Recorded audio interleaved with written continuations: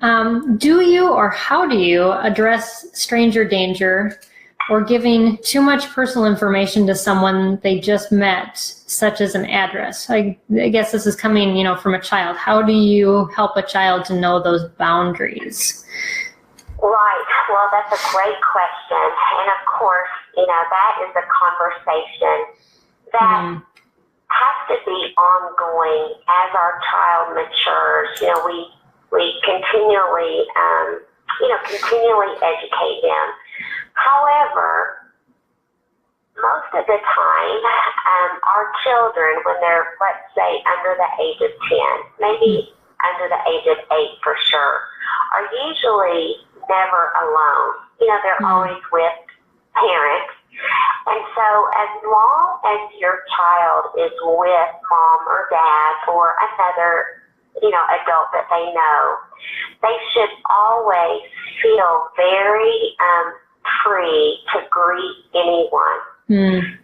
For instance, I wanted my children, when we went through the Walmart checkout line, to say, hello, how are you doing, to the clerk. When I introduced my children to friends, to people at church, to just people that we meet on the street, I absolutely expected my children to look them in the eye, smile, and say, hello, my name is Sawyer. Because mom is right there, because there's not a worry of danger, because they're not alone. And my children never were alone until they were old enough to be alone.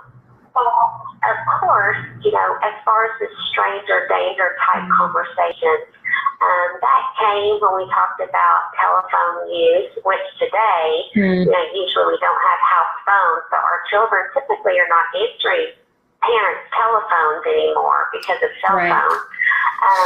But we always talk about, of course, how we don't give out personal information to people we don't know. I actually do a lot of work with victims of sex abuse, and I've been working with juvenile court in my state, in my city, for the last 13 years, and I actually, as a volunteer, investigate cases of abuse of children. And I will tell you that I don't know what the most recent statistics are, but it is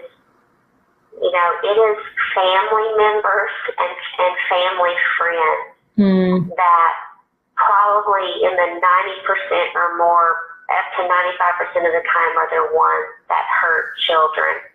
It's very rare. I know it does happen, but it's extremely rare for a total stranger to abuse a child. It's much more common for a family friend. So I'm not saying that's not, of course that's important.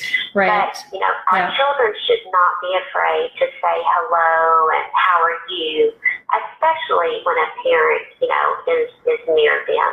Right. So I hope that answers that question. Well, and Vicki said, or Amy, had said that we've been working on it for about a year, but unfortunately the school had taught him how to say his address, but of course not when to use it. So unteaching is so much harder than teaching, and you just have to keep working on it. But like Monica said, let him be as friendly as he can possibly be, and don't try to be negative when he is overly friendly, because he's working on skills still, and he's young. You don't want to crush that. You don't want to crush that little spirit who's innocent and trusting. We want to put off all the fear as long as possible, but of course we have to, be safe. Right. Yeah. And as long as, like you said, they're near you, which they usually are, then to allow them that extra bubble of freedom. I love that, because I think we get so caught up in the fear part of it, we forget how much freedom that we have to be kind and to be outgoing in our society. And I think fear is a great motivator for that. It's not a good motivator, but it motivates a lot of what we do now in our society, and we just don't even think about that and how much it affects our interactions.